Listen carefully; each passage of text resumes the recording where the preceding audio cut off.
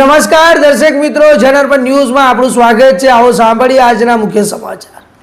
મિત્રો, આપ જાણો છો કે વડોદરાને હવે ભુવા નગરી તરીકે ઓળખીએ તો એમાં નવાઈ નહીં। છેલ્લા કેટલા સમયથી સુસન વિસ્તારની આજુબાજુમાં નજીક સુધી ભુવા જ ભુવા જોવા મળતા હોય છે।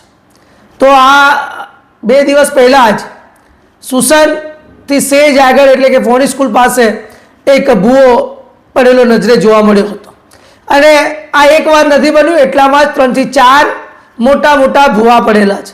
તંત્ર ઉપર આંગળીઓ ચીંધાઈ રહી છે, પરંતુ તંત્ર કેમ ઘોર નિંદ્રામાં સૂઈ રહ્યું છે તે હજુ સુધી પણ લોકો એવું કહી રહ્યા છે કે તંત્ર ક્યારે જાગશે।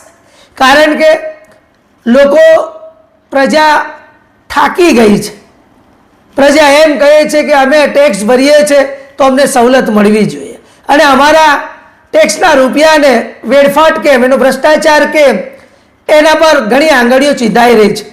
તો આ એપી સેન્ટર બનેલા આ ભુવા નગરી વડોદરા અને ખાસ કરીને સુસન વિસ્તાર, જેની આજુબાજુ 4 રસ્તા છે, પરંતુ સુસન 4 રસ્તા પાસે જ એક ભુવો પડ્યો, ત્યારબાદ ડીમાર્ટ પાસે એક ભુવો પડ્યો, ત્યારબાદ પોનિક સ્કૂલ પાસે ભુવો પડ્યો, ત્યારબાદ ઓએનજીસી પાસે ભુવો પડ્યો। તો આમ એટલામાં 4 થી 5 ભુવા મોટા મોટા તમને જોવા મળતા હોય છે અને એ પણ વારાફરતી। એટલે તમે જોઈ શકો છો કે કેવી રીતે આ કામગીરી થઈ હશે અને આ કામગીરીમાં કેટલું મોટું ગાબડું હશે જેના કારણે આટલું મોટું ગાબડું પડ્યું છે।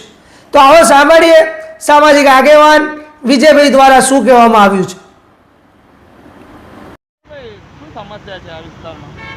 અત્યારે હું અહીંથી પસાર થતો હતો, અહીંયા આપણે SRP 9 ગ્રુપ સામે એક પાર્થિક સોસાયટી આવેલી છે, તેની સામે એક મોટો ભૂવો પડ્યો છે।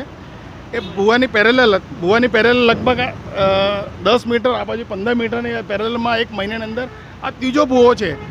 અને આનાથી 20 મીટર જુઓ, સુસન સરકારમાં એક મોટો ભૂવો હતો કે બસ ઉતરી જાય એટલો મોટો ભૂવો હતો।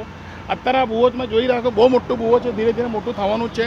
બાજુમાં મોટી સ્કૂલ આવેલી છે, નાના બાળકો છે, માસૂમ બાળકો છે, છૂટવાનો ટાઈમ છે અત્યારે સ્કૂલનો, કોઈ બાળક અંદર પડી જાય શું ગેરંટી।